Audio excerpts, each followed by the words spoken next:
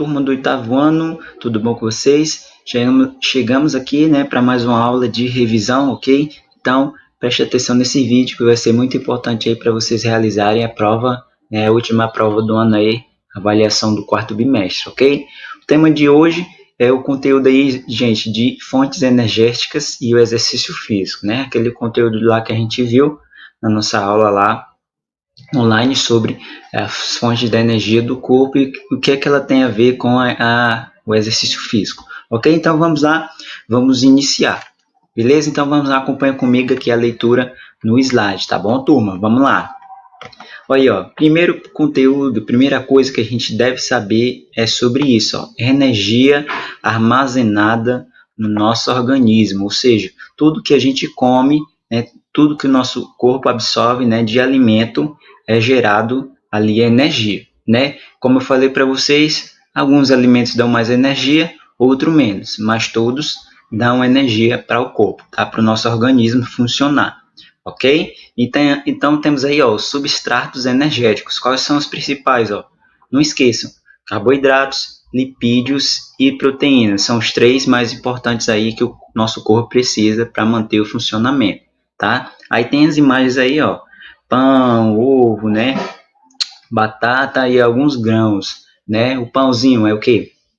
Um carboidrato, né? O ovo, a proteína, né? A batata ali é lipídio, né? Que tem gordura. Toda vida que vocês ouvirem falar de lipídio é gordura, como eu já falei para vocês.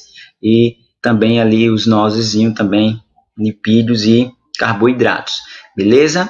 Então, gente, são os nutrientes, isso são os nutrientes que fornecem energia para o nosso organismo.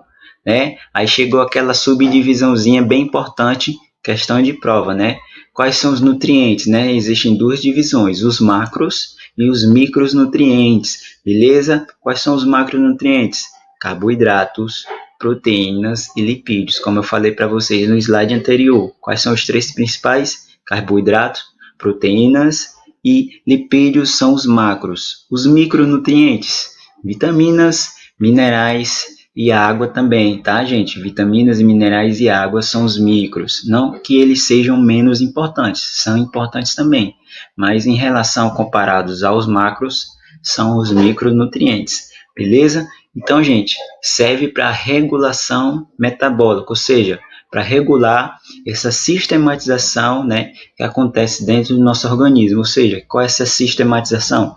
A gente ingere o alimento, aí ele é digerido pelo nosso intestino, depois ele é quebrado ali em várias moléculas para chegar na célula e da célula produzir energia, ou seja, um processo metabólico, né? Então, a gente precisa desses micronutrientes e dos macronutrientes para fazer a regulação do nosso metabolismo, né? Ok? Então, ó, repetindo, preste atenção no slide. Macronutrientes, carboidratos, proteínas e lipídios nos dão energia. Vitaminas, minerais e água, que são os micronutrientes, nos ajudam a regulação metabólica, tá? Tem aí no slide aí falando bem direitinho sobre o que a gente está falando. Beleza? Então vamos acompanhar comigo aqui a leitura, ó. Origem das fontes de energia. Como eu falei para vocês, ó, todo organismo é capaz de converter os substratos absorvidos nos alimentos em energia utilizável para as ações relacionadas aos movimentos. Ou seja, o que a gente absorve, como eu falei para vocês, gera ali energia para a gente mover o nosso corpo. Ok? Segundo ponto, as fontes de energia de alimentos ingeridos encontram-se sob a forma de carboidratos, gorduras e proteínas que são armazenadas no organismo em estoques necessários para esta série, intitulando Nutrição no Esporte. Utilização, renovação e transformação da energia química em energia mecânica, ou seja, esse é o processo do metabolismo. Comemos, né, nos alimentamos e essa energia química futuramente vai se gerar energia mecânica, ou seja, movimento do nosso corpo, ok? O que permite ao organismo humano executar suas tarefas diárias, em específico os movimentos proprietários ditos, ok? Como correr, ir para a escola, subir, levantar, como eu já falei para vocês, né? bem fácil esse conteúdo aqui sobre a origem de fontes de energia. Então vamos lá. Agora a gente vai falar por cada um, tá? Sobre os macronutrientes. Vamos falar primeiro agora dos carboidratos, gente, ó. Então, preste atenção.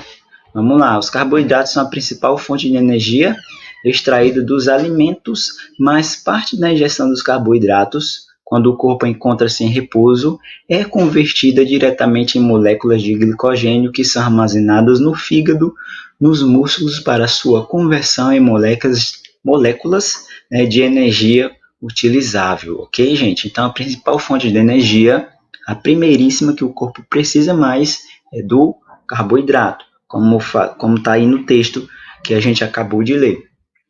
E a gente também encontra no texto sobre o glicogênio, né?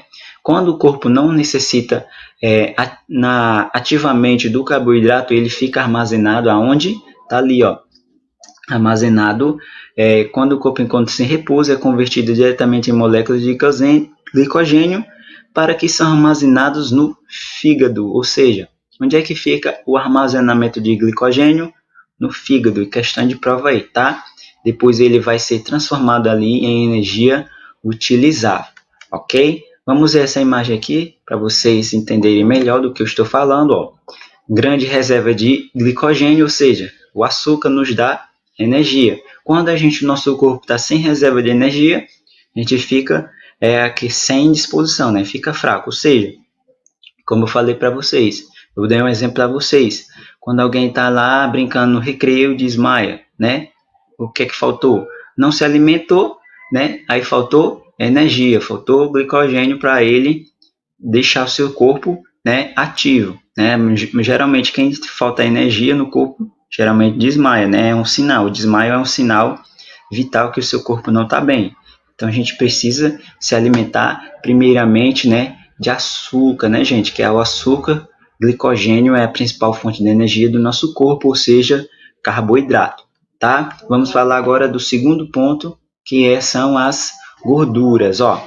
As gorduras são responsáveis pelo fornecimento de energia em exercícios de longa duração e baixa intensidade. Vamos lá, vamos explicar esse ponto. Ou seja, vocês viram que o glicogênio é a principal fonte de energia. Já quando o exercício é de longa duração e baixa intensidade, ou seja, vamos, professor, dar um exemplo. Um exercício de longa duração e pouca intensidade. Vocês sabem que quando fala intensidade é peso, muita sobrecarga. Vamos falar aí de caminhada, ou seja, é um exercício de longa duração, né? Uma caminhada e pouca intensidade, porque você não está gerando ali muito esforço, né? Só está fazendo a corrida.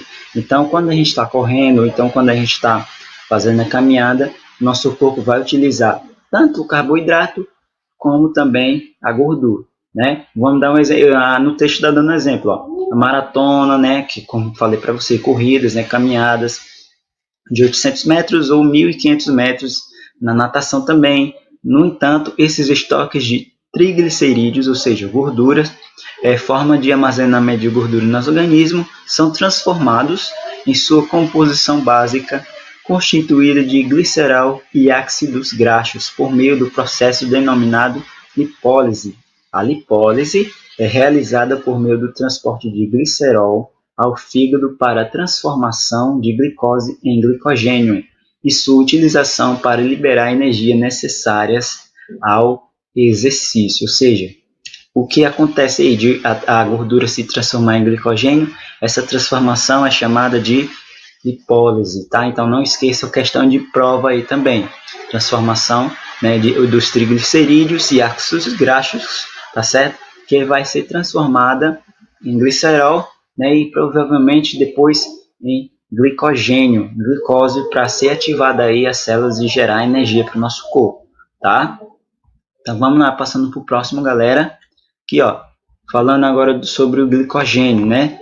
Ó, é utilizado pelas fibras musculares ativas e posteriormente é encaminhado às mitocôndrias das células, que participarão do ciclo de Krebs, produzindo a energia necessária para a realização do esporte. Ou seja, o que faz o nosso corpo se movimentar, né, é a produção desse glicogênio, gente, que é ativado lá nos músculos, né, como está falando aí no texto, utilizado pelas fibras musculares, né, que chega lá no interior da célula, ou seja, na mitocôndria, como está falando aí, e dali vai ser gerado aquele ciclo de Krebs que está falando aí no texto. Ou seja, tudo passa pelo processo até fazer o funcionamento do nosso corpo. Né? Continuando, a lipólise predomina principalmente em exercícios de intensidade baixa e moderada, em circunstâncias em condições de tempo frio e de exercício prolongado, capazes de usar as reservas corporais de glicogênio. Ou seja, explicando essa última parte da leitura, gente. Quando o nosso corpo faz bastante esforço físico, né? Depois que é gastada a reserva de glicogênio, qual é a reserva que vai ser gasta agora? A da gordura, né? Por isso que eu falei para vocês na nossa aula. Por que um corredor de maratona de 42 mil quilômetros é magrinho? Porque, gente, ele gasta primeiro no início da prova. Essa prova, em média, tem 5 horas. No início da prova, primeira e segunda hora, ele vai gastar o carboidrato, ou seja, o glicogênio. Depois que ele gastou todo o seu glicogênio ali do corpo, o corpo vai precisar da segunda fonte de energia, que é a gordura. Por isso que eu falei para vocês que eles são magrinhos, não é isso? Que ele não tem muita massa corporal. Por quê? Porque o corpo está constantemente precisando, né, da gordura para gerar energia para o corpo dele. Entenderam? Então, é isso aí. Mais ou menos como é que funciona esse processo aí de fonte de energia com exercício físico. Né? Então vamos lá, chegamos nas proteínas, gente. Ó. Principais funções da proteína, questão de prova. Ó. Crescimento e reparação do tecido, como eu já falei para vocês, né? Se a gente se arranha, né? Se ali as proteínas fazem a regeneração do nosso tecido, ok? Próximo pronto, ó. Transporte de substâncias, lipoproteínas transportem de triglicerídeos, ou seja, as proteínas ajudam a transportar a gordura do nosso corpo, tá? Regulação metabólica, ou seja, as proteínas ajudam a regular nosso metabolismo, ou seja, os processos químicos que acontecem dentro do nosso corpo, ok? Como forma de enzima, ela regula os hormônios, insulina e os anticorpos e ajuda na contração muscular e na produção de energia. Professor, onde é que a gente encontra proteína de alimento? Gente, proteína é derivada dos animais, né? Todo tipo de carne, leite, ovos, então são produtos originários de animais, né? Carne de peixe, carne de boi, ok? Então são as carnes, né? E os laticínios, leite, né? Ovo, queijo, ok? Esses aí a gente encontra as proteínas, ok? Vamos falar aqui, gente, ó, do próximo ponto, compostos químicos, né? São a química presente dentro do nosso corpo, ó, que são os compostos inorgânicos, água, ácidos, bases e sais orgânicos. Esses aqui são os compostos inorgânicos, ok? O que é inorgânico? Que não tem origem nem animal e nem origem vegetal, ok? E aí, ó, compostos orgânicos aí já tem origem animal e origem vegetal, né? Que são os carboidratos, lipídios e proteínas. Beleza? O próximo ponto aqui são os tipos de fibras musculares, muito importante nesse estudo, né?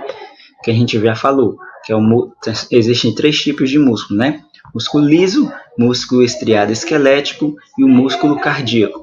A gente sabe que o músculo cardíaco é do coração, né? Quando fala cardíaco, é do coração. Só o coração tem esse tipo de músculo estriado cardíaco. Beleza? Depois o músculo liso, que o músculo liso é que recobre, né? Faz parte aí das nossas vísceras, né? Intestino, pâncreas, então, o músculo liso visceral, tá? E o músculo estriado esquelético que faz ali a junção dos ossos, né? Com movimentos voluntários, ok? Bem fácil também. Ó, função do músculo esquelético: manutenção da postura, reservatório de proteínas, movimentação e estabilidade articular, transformação de energia química em mecânica, tá certo? Dos principais músculos do nosso corpo, gente, como eu falei para vocês, existem 3 tipos de músculo, né? Repetindo para vocês: músculo estriado, esquelético, que é o mais importante, músculo liso, né, que fazem ali parte das nossas vísceras, né, e o músculo estriado cardíaco, que é o órgão, né, do coração, beleza? O músculo ali do coração, beleza? Então, o músculo esquelético, ó, função, manutenção da postura. Por quê, professor? Porque ele está ligado diretamente nos ossos, tá? Reservatório de proteínas, produção de calor, movimentação e estabilidade articular, né? E transformação da energia química em energia mecânica, ok? E existe aí os tipos de contração do nosso músculo, como a gente estudou na nossa aula. É a concêntrica, o músculo se encurta e traciona outra estrutura. É um exemplo ali que eu dei do braço, né? Ou seja, a gente flexiona o braço e vem o antebraço, né? Então traciona outra estrutura. O próximo tipo de contração excêntrica ocorre o aumento no comprimento total do músculo, ou seja, quando a gente estica totalmente o músculo, né? Já é um tipo de contração excêntrica, e isométrica gera tensão muscular sem realizar movimentos. O exemplo que eu dei foi nessa imagem aí, né? Ele está tensionando os músculos, mas ele não sai dessa posição, ou seja, fica só numa posição ali realizando a tensão muscular, ok? Bem importante isso aqui, questão de prova também, tá? Então vamos lá, gente, ó. Sistema metabólicos, os processos químicos, como é que eu poderia dizer? Os tipos diferentes de reações químicas do nosso corpo. Pronto, para ficar melhor para vocês. Então existem algumas predominâncias. Vamos lá, anaeróbio lático, intensidade máxima e curta duração, né? Quando a gente faz um exercício com intensidade muito alta e o período dessa intensidade é curta, o nosso sistema faz essa produção, ó, anaeróbio lático. Quando a intensidade máxima e curta duração com produção de lactato. Como eu falei para vocês, o que é lactato, professor? São enzimas que vão ser geradas depois da energia, causando a dor muscular, né? Então, quando o exercício é anaeróbio lático, existe o quê? A intensidade máxima, ou seja, o exercício tem intensidade alta, mas se ele tem a curta duração, mas ele produz o lactato. Professor, qual é esse tipo de exercício? Geralmente é a musculação, gente, que a gente bota intensidade máxima e curta duração. É isso, a gente não passa uma hora levantando peso, né? Alguns minutos, alguns segundos, né? E o último é o aeróbio, não há esforço máximo e existe a longa duração. Professor, qual é que a gente mais utiliza? É o aeróbio, né? Que não há esforço máximo, a gente não se esforça muito e ali e tem uma longa duração. Pode ser as aulas de educação física, a corrida que você faça na rua, não é isso? Então, geralmente, o que a gente mais utiliza é o sistema metabólico aeróbio, tá? Professor, eu vou para a academia, qual é o sistema metabólico que eu vou utilizar, o meu corpo vai utilizar? Geralmente é o anaeróbio lático, né? Que existe a produção lá do lactato, né? Depois que você faz o exercício, com a intensidade máxima e curta duração, mas gera aquela dor. Depois você vai, eu fui para a academia e fiquei com aquela dor. Então, você produziu no seu corpo as enzimas de lactato, né, que essas enzimas vão causar as dores musculares. Beleza? Vamos lá. Então, tem a tabela aqui da intensidade de atividade física, né? Uma escalazinha bem rápida, isso aqui a gente não precisa rever, não será questão de prova. Finalidades da refeição pré-esforço físico. Olha só, bem interessante, ó. Finalidade da refeição pré-esforço físico. Maximizar os depósitos de glicogênio, ou seja, antes da gente fazer o exercício físico, é importante a gente se alimentar. Para quê, ó? Maximizar os depósitos de glicogênio, ou seja, deixar armazenados fontes de energia para o nosso corpo. Ou seja, se não tem nada armazenado, ou seja, quando a gente não come e vai fazer exercício físico, não vai ter energia para o nosso corpo gastar. Minimizar a digestão durante o esforço, saciar a fome, fornecer fluidos, evitar desconfortos gástricos, ok? Então tem a tabelazinha que foi bastante discutida na nossa aula, né, sobre a refeição com carboidratos, né, antes e durante e após o exercício, né? Como eu falei para vocês, entre 3 e 4 horas. ingestão moderada ou alto índice glicêmico, né? Então é importante se alimentar antes do exercício físico. Durante o exercício físico é preferencialmente o quê? Consumir bebidas em poucas quantidades, né? E após, até 8 horas após o exercício, alto índice glicêmico, tá? Então, ou seja, você vai repor toda a sua energia que foi gasta no exercício, né? Aí tem os exemplos aí, pão francês, macarrão, arroz, batata, frutas, sucos adoçados, né? Aí tem a quantidade de gramas aí, 75 a 100 gramas a cada 2 horas, né? Para fazer essa reposição de energia. Beleza, turma? Então, esse é o conteúdo de revisão, conteúdo da prova, tá? Somente um conteúdo bem fácil. Então, não esqueçam, repassando aqui para vocês, o que poderá cair na prova, tá? Para vocês estudarem. Vai cair isso aqui, finalidades da refeição antes do exercício. Aí você vai explicar para que serve. Maximizar os depósitos, né, de energia, saciar a fome, né, minimizar a digestão durante o esforço, evitar desconfortos gástricos. Bem fácil isso aqui, tá? Vamos lá, e vai cair também isso aqui, os sistemas metabólicos. Quais são os tipos de sistemas metabólicos? Tá aí os 3 tipos: anaeróbio alático, anaeróbio lático e o aeróbio. Bem fácil, né? Isso aqui não vai cair, né? Essas funções do músculo esquelético não vai cair, tá? Vai cair esse aqui, os tipos de fibras que eu falei para vocês, que são as 3. É a lisa, né? Músculo liso, músculo estriado esquelético e o músculo cardíaco, né? Estriado cardíaco.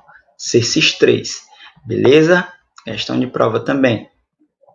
Ok? Vai cair esse aqui, principais funções das proteínas, né? Vamos falar sobre o glicogênio, a lipólise também, ok?